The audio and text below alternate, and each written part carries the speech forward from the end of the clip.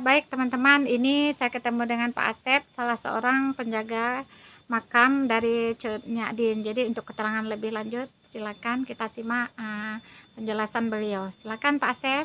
Ya, terima kasih atas kesempatan waktu yang telah diberikan oleh Ibu dari masyarakat Aceh, dari keluarga Ibu Cut Nyadin untuk menerangkan sejarah Cut Nyadin.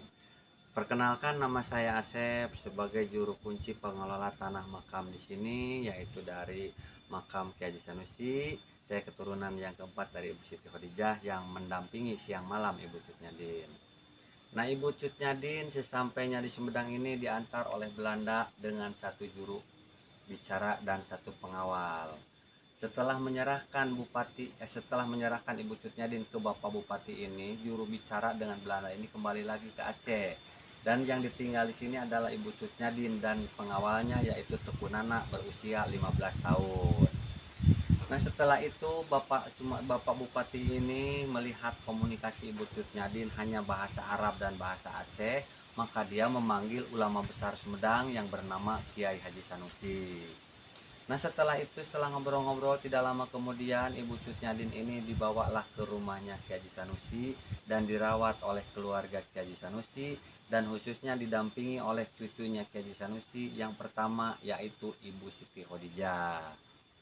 Nah, setelah itu Ibu Cut Nyadin tinggal di sini. Entah esok atau malamnya Ibu Cut Nyadin ini cerita tentang sejarahnya suaminya yaitu Teku Marjohan yang di Aceh walaupun sudah wafat tetapi masih dicari oleh Belanda. Nah, ketakutan keluarga Kiai Haji Sanusi, Ibu Cut Nyadin ada yang mencari lagi, maka namanya pun diganti menjadi Ibu Ratu atau Ibu Perbu. Nah, disitulah jangankan yang jauh, tetangga dekat juga nggak tahu bahwa itu Ibu Cut Nyadin. Taunya Ibu Ratu keluarga Kiai Haji Sanusi.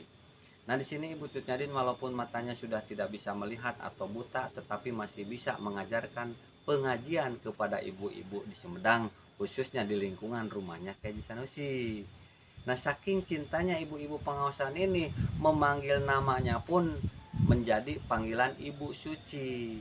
Nah, gitu. Jadi panggilan untuk ibu-ibu pengajian adalah Ibu Suci. Nah, setelah itu jarak 1 tahun Kiai Haji Sanusi ini meninggal, yaitu tepatnya tahun 1907.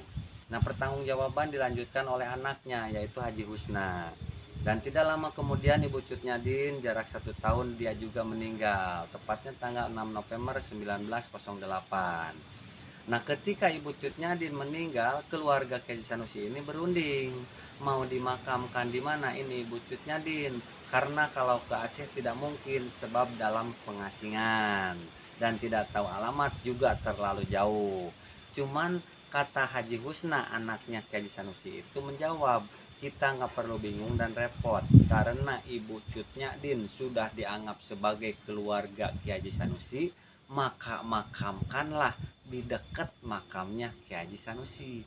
Bukan hanya di tanahnya aja, tetapi di dekat makamnya Kiai Haji Sanusi.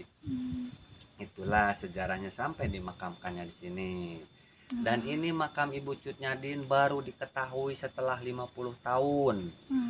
Karena dulunya itu tidak tahu bahwa ini Ibu Cut Nyadin. Nah, bisa ketahuannya itu ini adalah atas perintah Presiden Soekarno kepada Dr. Ali Hasmi untuk menyuruh kepada pemerintah Aceh agar ditelusuri di mana makam Ibu Cut Nyadin. Nah, kemudian tahun 1957 ada pemerintah Aceh dan Belanda datang ke sini menelusuri dan menanyakan di mana makam Ibu Cut Nyadin. Kebetulan pada waktu itu Ibu Siti Khadijah masih ada. Jadi tidak sulit untuk menunjukkan dan menerangkan sejarah Ibu Cut Nyadin bahwa ini adalah makam Ibu Cut Nyadin. Tahun itulah diresmikan bahwa ini benar makam Ibu Cut Nyadin oleh pemerintah Aceh dan Belanda. Nah, kemudian ini makam dibangun oleh Pemda Sumedang pada tahun 1972.